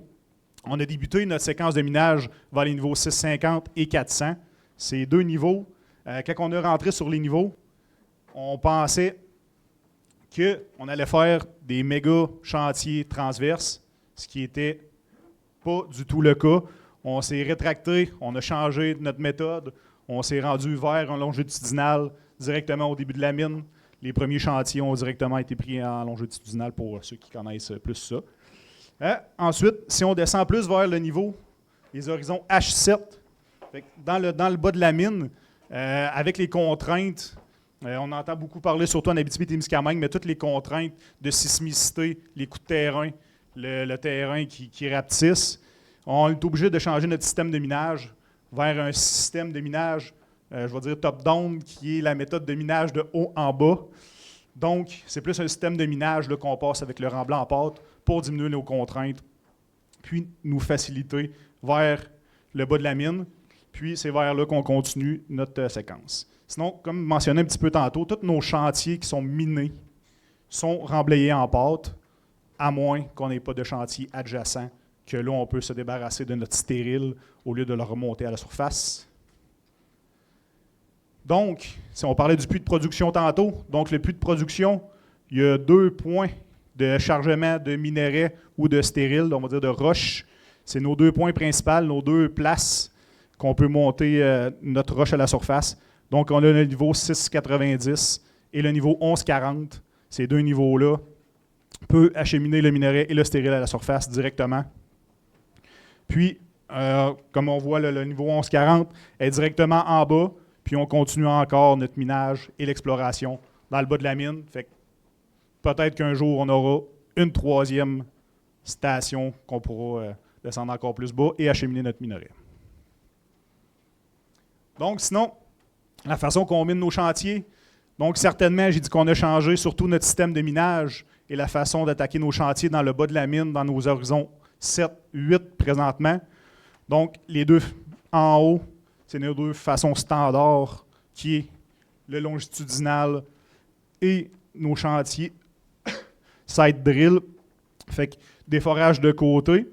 Puis, dans le bas de la mine, on y va dans les 2 aussi principales, puis on a ajouté nos chantiers hopper, fait que par-dessus nous, pour éviter de rentrer dans les zones remblayées en pâte, diminuer ça, pardon.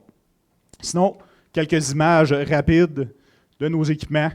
Fait qu'une foreuse de production, pardon, on en a 4 présentement à la mine. Nos camions, fait que présentement sur la photo, c'est un 45 tonnes, on a des 55, des 60 tonnes aussi pour acheminer notre stérile et notre minerai. Puis, nos chargeuses navettes, qui sont des chargeuses navettes là, de 15 verges. Si on va un petit peu plus du côté concentrateur. Donc, le concentrateur, il a une capacité de 7500 tonnes par jour. Donc, c'est ça que je disais tantôt. Il est capable de prendre le minerai qu'on monte de sous terre, puis de le procéder avec le système, tous nos systèmes de convoyeurs vers l'usine. Fait que le concassage, c'est un concassage qui est vraiment conventionnel, qui est à mâchoire ou à cône. Après ça, il est rentré vers le ball mill, le broyeur à boulet. C'est vraiment un circuit fermé avec cyclone. Par la suite, il n'est pas là-dedans. Par la suite, de notre côté, Éléonore, on a un isamil aussi. Fait que pour broyer encore une deuxième fois encore plus fin. Puis après ça, on a un système de flottation pour qu'est-ce qui est le sulfure. Puis à cet endroit-là, dans la diapositive, on tombe avec un système de flottation, puis on y va avec 2 circuits presque identiques pour gérer nos minerais avec sulfure et sans sulfure. Fait que c'est vraiment là qu'on sépare. Dans le fond, la raison qui a été faite, pourquoi qu'on veut traiter le sulfure et le non-sulfure différemment. D'un, les minerais dans le sulfure est très riche, mais très peu. Et l'inverse est aussi vrai avec les non-sulfures. Puis le sulfure, on doit absolument l'envoyer sous terre. Fait qu'il n'y a aucun sulfure qui est envoyé au parc à résidus. Donc, à la fin de la chaîne, certainement, ça ne va pas dans le bâtiment des résidus, mais ça en va directement dans notre remblai en pâte. Après ça, on a les circuits de cyanure, de charbon, ainsi de suite.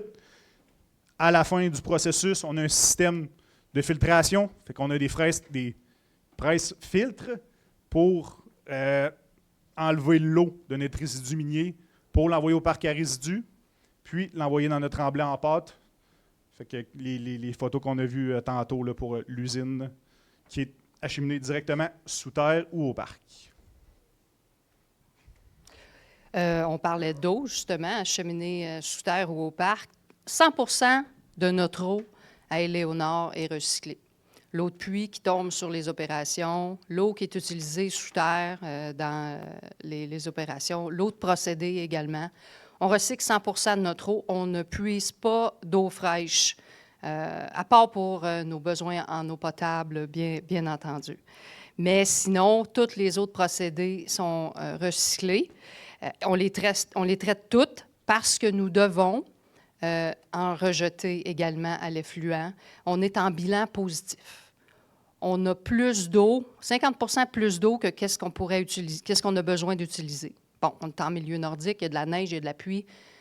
C'est bien évident qu'il y a plus d'eau qui tombe que d'eau qu'on a de besoin. Donc, on rejette notre influent au réservoir Opinaca toute l'année, comparativement à des opérations minières qui ont des parcs à résidus conventionnels, qui peuvent retenir l'eau pendant l'hiver et puis qui stoppent leur effluent. Nous, à Éléonore, c'est impossible, donc on a un effluent annuellement. On a besoin d'un système de traitement très sophistiqué pour traiter notre eau. Je n'irai pas dans les détails. Je suis certaine qu'il y a des gens qui connaissent ça plus que moi ici à la mine. Mais en gros, c'est que les eaux d'exor, les eaux de procédé, les eaux de ruissellement traversent un paquet, 2 bassins, sédimentation, polissage, pour un temps de résidence X, va à l'usine de traitement, va dans des géotubes, revient à l'usine de traitement et attend un certain temps dans le bassin d'eau traitée pour être testé avant d'être déchargé à l'effluent final qui est le réservoir Opinaca. On a des traitements pour les métaux, les matières en suspension, les composés azotés. C'est ça. Merci beaucoup. J'ai perdu mon pointeur. Ouais, pauvre toi. Merci beaucoup. On va passer plus maintenant à l'aspect humain de notre site.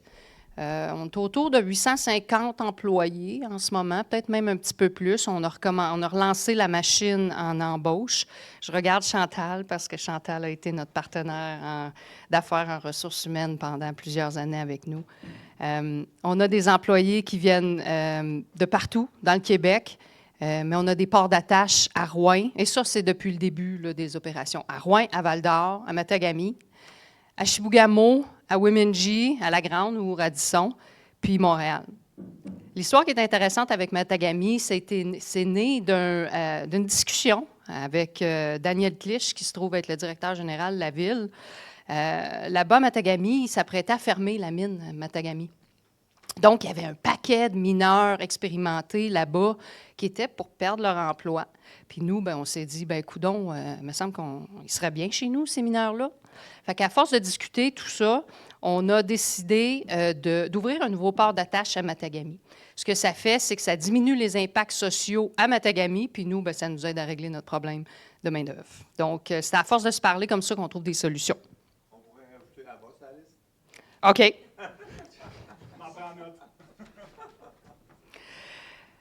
On a 314 employés qui viennent de l'Abitibi, toutes régions confondues. Puis là, je ne recommencerai pas comme le compteur à toutes les nommer parce que c'était quelque chose.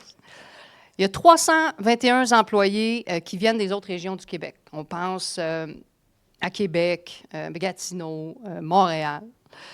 On a 35 employés qui viennent de la Nation Crie, 120 qui viennent de la baie James. On parle de Matagami, Chibougamau, Chapais, le Bel-du-Quévillon. Et 66 employés qui viennent du Saguenay-Lac-Saint-Jean, pour un total environ là, de 850 et plus. 6 de nos employés viennent de la Nation Crie, puis 10 de nos employés sont féminines. Puis, ça, c'est des employés directement embauchés par Éléonore. Mais on a aussi des employés autochtones, Crie, embauchés par nos partenaires tels que Fournier, Wolfcamp Corporation, Douch Development Corporation. Et là, à ce moment-là, en ajoutant les employés autochtones de nos partenaires, notre pourcentage monte à 22 %. Les types d'emplois. C'est à peu près semblable dans toutes les mines.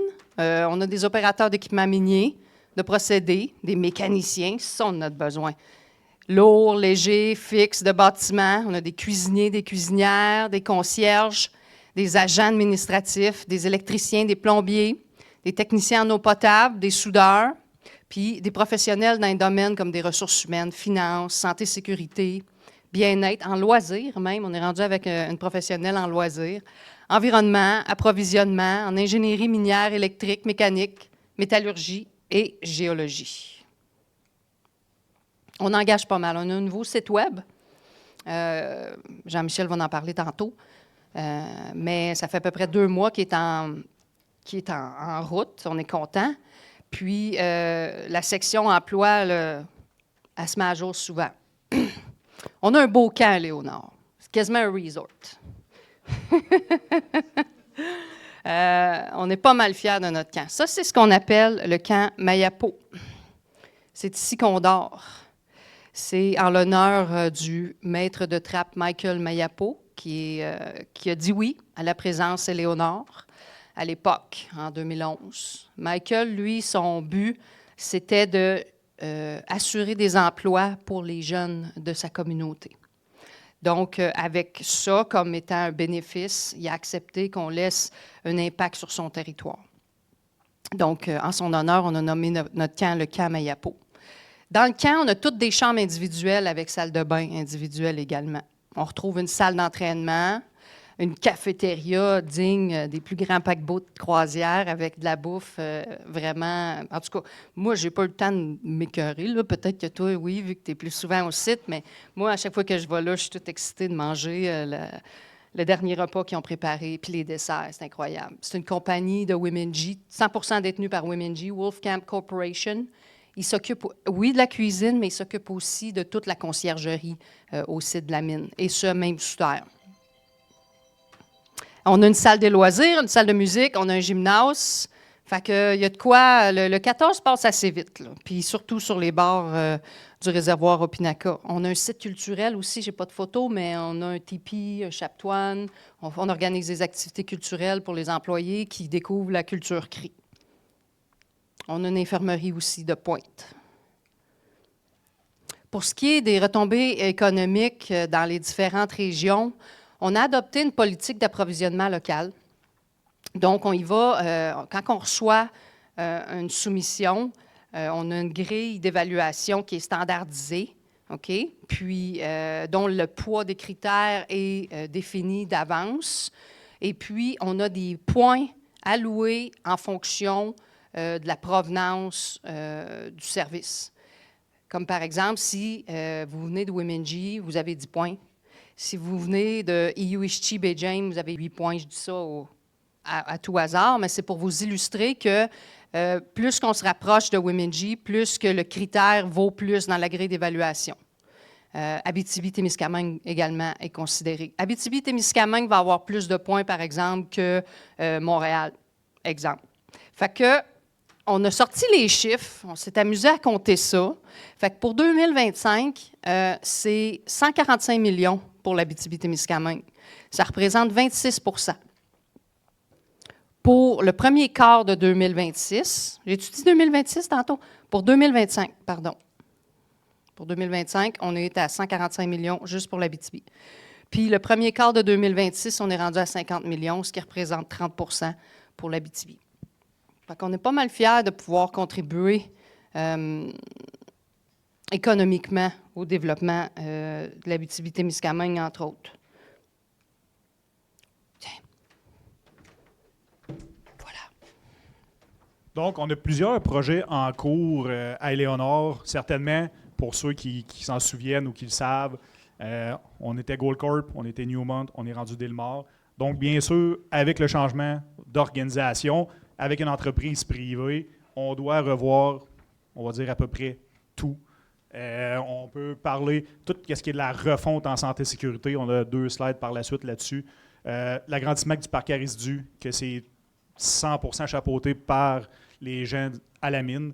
Dans le passé, on avait une corporation qui gérait tous ces projets-là, plusieurs choses, côté recrutement, ressources humaines, finances, ainsi de suite. On était chapeauté par l'externe. Présentement, on a tous les spécialistes à la mine pour gérer tout ça. Je ne les passerai pas toutes, mais il y a la Sablière, le parc Arisdu qui fait partie, de ce que Jacinthe a parlé. La modernisation, un des gros points de nos propriétaires de Delmar, un de leurs gros points, eux, c'est que les gens se sentent bien, se sentent chez eux. Fait que dès l'achat, dès leur première visite, le propriétaire a donné un montant et on doit refaire nos campements qu'on appelle temporaires depuis les 15-20 dernières années. Fait que on est là-dessus, c'est quand même très avancé. Il y a des contracteurs qui sont là-dessus là, en train de moderniser le camp temporaire. On a une grosse période d'exploration. C'est un des points que nos propriétaires mettent l'emphase. Fait que présentement, on va rentrer dans les chiffres tantôt, là, mais on a des drills à surface, on a des drills sur terre. Eux, qu'est-ce qu'ils veulent? C'est de définir notre body que présentement est pas atteint tant nord-sud qu'en profondeur. Après ça, rapprovisionnement de tous les services, comme je mentionnais tantôt, fait que ramener des gens au site, nous aider à travers tout ça pour avancer avec la mine. Bien sûr, une révision de la stratégie d'entretien de tous nos équipements et de remplacement de beaucoup d'équipements à l'heure actuelle. On est justement dans le processus là, de remplacement des équipements.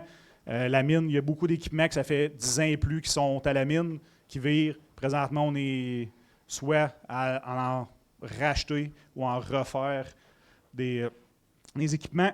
Après ça, qu'est-ce qu'on veut? Assurément, c'est de stabiliser notre productivité d'or. On veut être stable, on ne veut pas avoir une année avec 300 000 onces, une année avec 100 000, ainsi de suite. On veut être stable, on veut que l'usine puisse rouler d'une façon constante puis qu'on soit capable de prévoir d'avance. Et présentement, on est en train de développer un nouveau garage sous terre. Fait qu'on est en train de faire le développement du niveau 1140 avec un garage. Puis présentement, là, d'ici jusqu'à la fin de l'année. Puis par la suite, là, on va être dans la construction puis l'habillement du garage là, pour rapprocher nos maintenances de nos activités qui sont de plus en plus en profondeur. Jean-Michel, on a sauté par-dessus l'agrandissement du Kamayapo. Ah oui, l'agrandissement du ouais. Kamayapo. Donc, tantôt, Jacinthe parlait du Kamayapo. C'est notre camp permanent que nos travailleurs de Delmar sont logés. On a l'ajout d'une 5e aile, l'aile E. Donc, on est présentement, là, on est en train de faire les fondations. Là, je ne sais pas à l'heure actuelle où on est rendu, là, mais ils creusaient la semaine dernière. Fait qu'on ajoute 100 chambres pour ramener des travailleurs. On parlait tantôt de ramener des gens de service, de recrutement, de ressources humaines, de finances. Ces gens-là étaient pour la corporation qui n'était pas au site. Mais présentement, ces gens-là, nous voulons les avoir au site près de nous. Fait que tout ce qui est planificateur et ainsi de suite sont ramenés à Éléonore. Donc, on est en manque de chambres. Là, fait que présentement, c'est des campements qui sont en train de se faire bâtir à l'externe. Nous, on est en train de faire les fondations. Puis, d'ici la fin de l'année, les camps vont être au site pour pouvoir loger nos travailleurs. Merci, Jacinthe. Donc, la refonte du programme santé-sécurité, je ne passerai pas tous les systèmes qu'il y a là-dedans, c'est énorme. Mais comme on disait, on a changé d'une corporation à une entreprise privée. Donc, l'entreprise privée, qu'est-ce qu'il veut? C'est justement s'éloigner de ces corporations. Qu'est-ce qu'ils veulent? C'est qu'on soit impliqué dans les décisions. Ils veulent revoir tout qu'avec une corporation, tu es obligé, s'il y en a un au Nevada, il y en a un en Australie, il y en a un en Chine, qu'on soit toute la même façon de gérer notre santé et sécurité. Eux, qu'est-ce qu'ils veulent? C'est de repartir à zéro, puis de se concentrer directement sur l'humain et non pas sur les standards de l'industrie. Fait que c'est quand même énorme comme plan de gestion. Fait que ça passe des politiques, des leaderships, les gestions de risques, nos assurances, les outils, la communication, tout ça. Puis ensuite, on va finir évidemment avec l'exécution des travaux pour les opérations. Grand échéancier, donc ça a débuté au début d'année 2025. Nos propriétaires ont acheté en mars 2025, et début 2026, le processus a commencé, l'implantation et tous les changements qui sont en cours. Fait qu'on voit l'échéancier qu'on a jusqu'au début 2027 pour mettre notre plan de santé et sécurité en place, puis le communiquer avec tous nos employés au site. Donc, le futur d'Éléonore.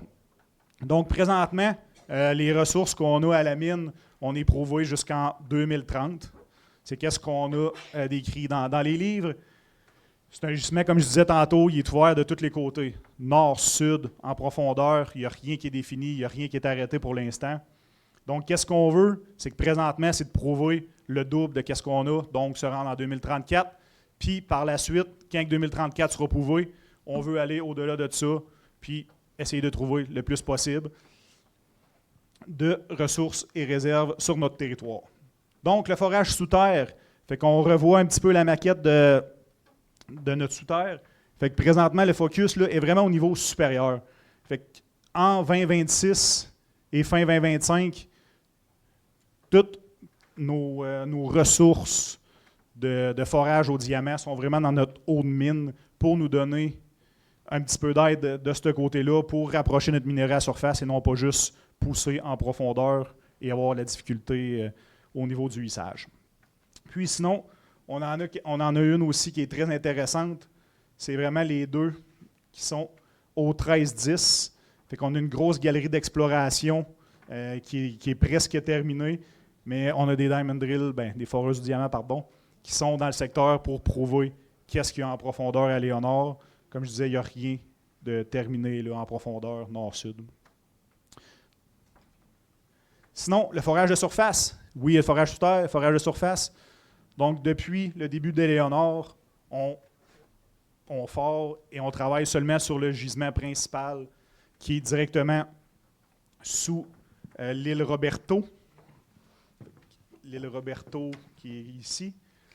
Fait que notre gisement principal est directement en dessous de l'île Roberto. Là, présentement, qu'est-ce qu'on veut? C'est élargir un petit peu plus que l'île Roberto. Donc, tous les points et les lignes qu'on voit, c'est le forage en cours, ou le forage effectué, pardon.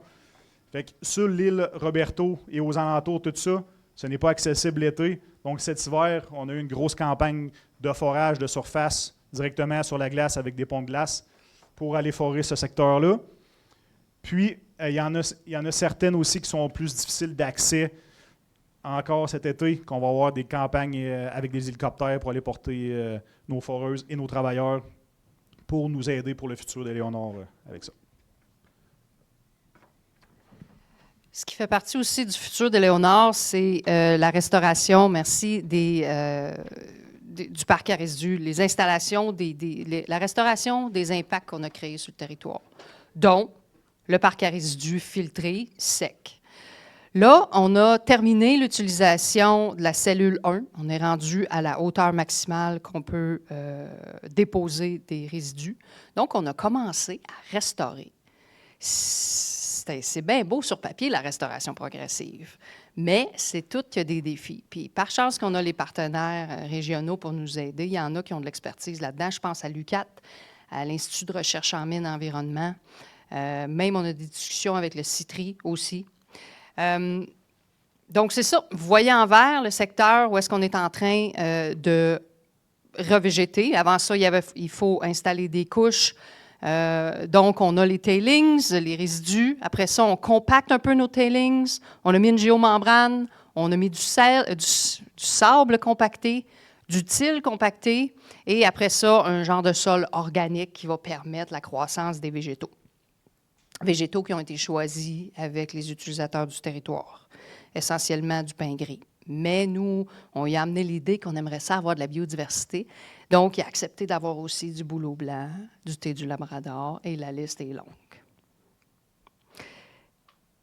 Pourquoi c'est important de restaurer progressivement le parc à résidus et de commencer le plus tôt possible dans le processus?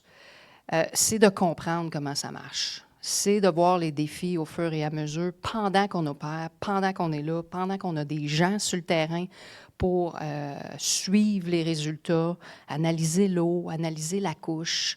Est-ce que ça résiste bien au poids de la neige, au vent, à l'érosion?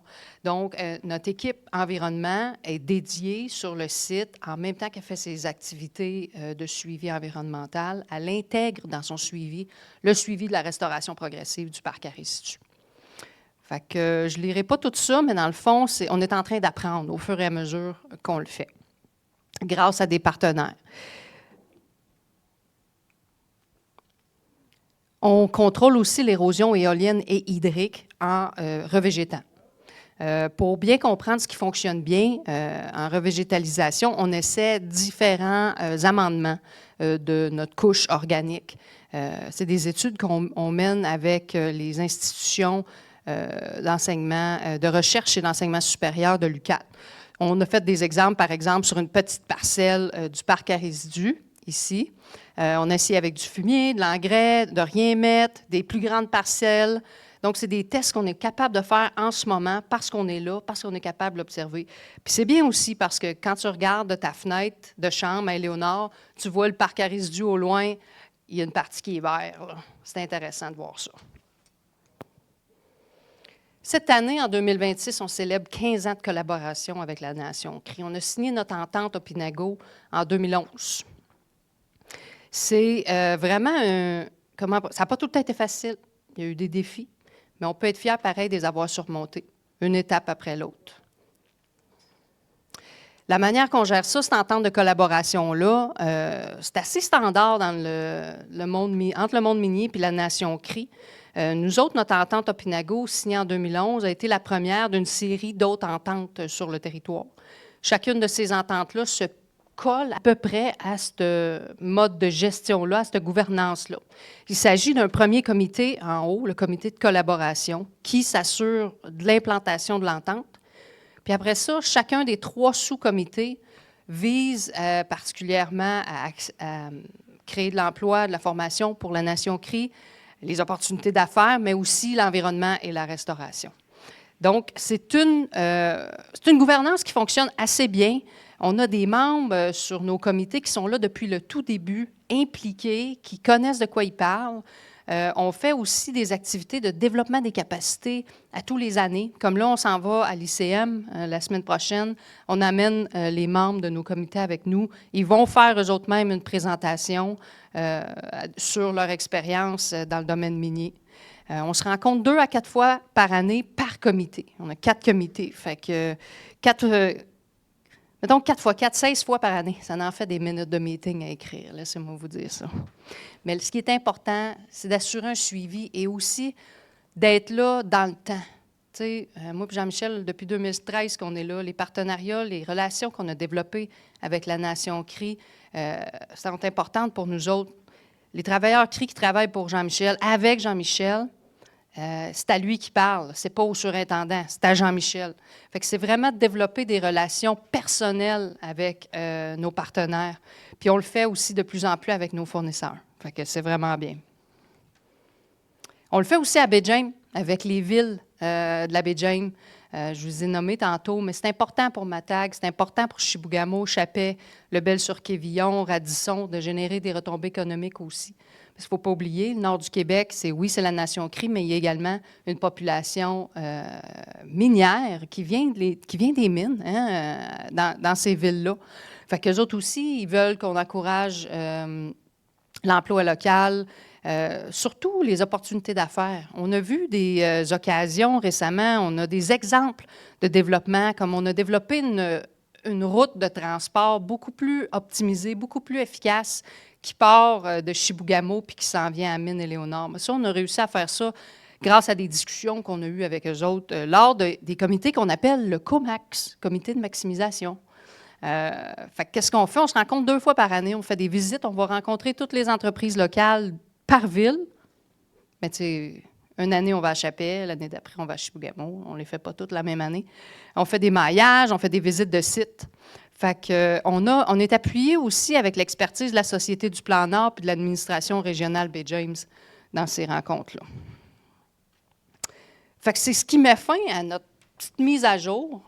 Merci beaucoup.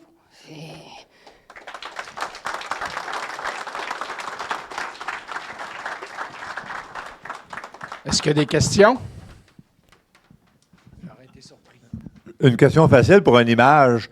Le minerai est monté en surface par des camions, j'imagine. Quelle est la profondeur de la mine actuelle quand on va au plus profond? Puis combien de temps que ça prend pour partir avec le camion et arriver en surface? C'est une image. Oui.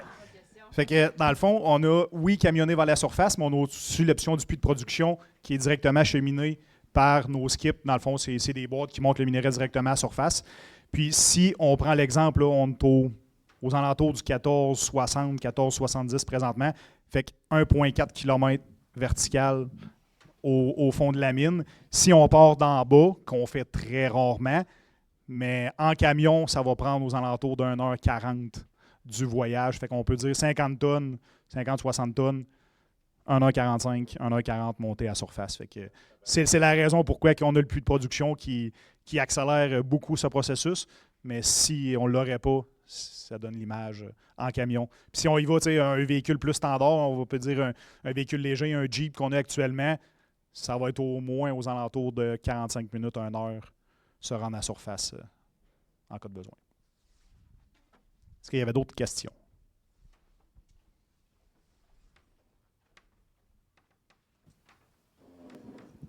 Vous étiez assez précurseur il y a quelques années, là, peut-être une dizaine d'années, dans l'introduction de femmes dans des postes de direction, dans des postes de direction non traditionnels. Vous aviez Pamela Poirier comme était-elle surintendante ou était capitaine? Alors, depuis que Mme Poirier est plus dans votre équipe, est-ce qu'il y a une autre élève féminine dans vos équipes qui font les opérations sur terre? Fait que présentement, on a une superviseure justement là, qui est tout récemment signée. En vrai, là, on a parlé justement des femmes dans le domaine. C'est un petit peu plus difficile de notre côté, vu, on va dire, la famille. Les femmes, il faut quand même qu'ils veulent quitter la maison pendant 14 jours, puis certaines laisser le famille, leurs enfants à la maison. On en a une qui est présentement superviseure pour nous, puis on est très ouvert avec ça. On a déjà eu, on va dire, une directrice générale, c'était une femme à Léonard. Donc, c'est la bienvenue et même c'est ce qu'on cherche, c'est ce qu'on veut. C'est la même chose de la communauté CRI, on en parle, mais la communauté CRI aussi, on veut les faire grandir, puis essayer qu'ils montent les échelons avec nous là, à Léonard.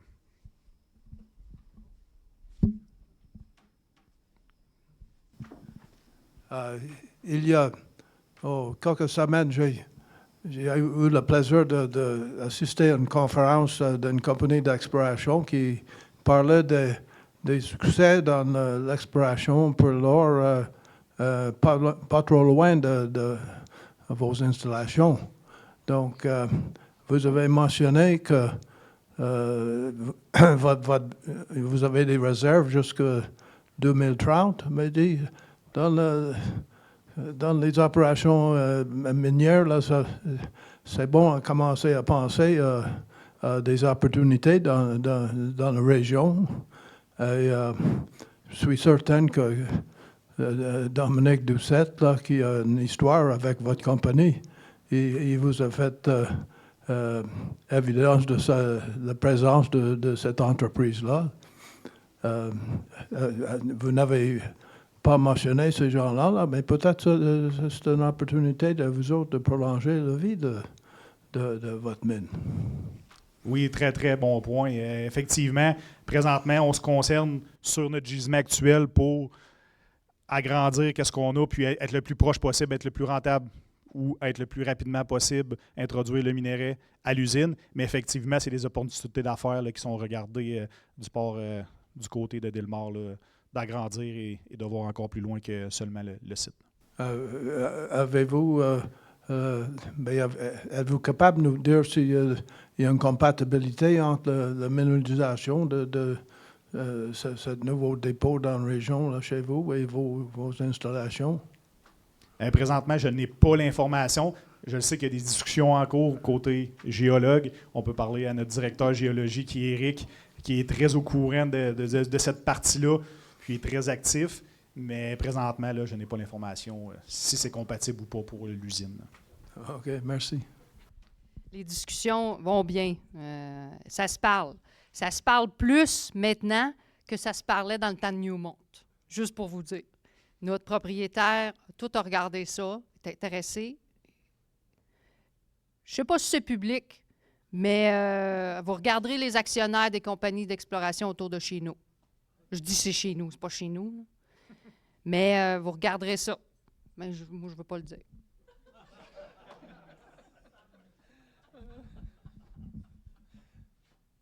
S'il n'y a pas de questions, on va remercier nos conférenciers. Et je vous invite à rester en avant. David, viens-t'en aussi.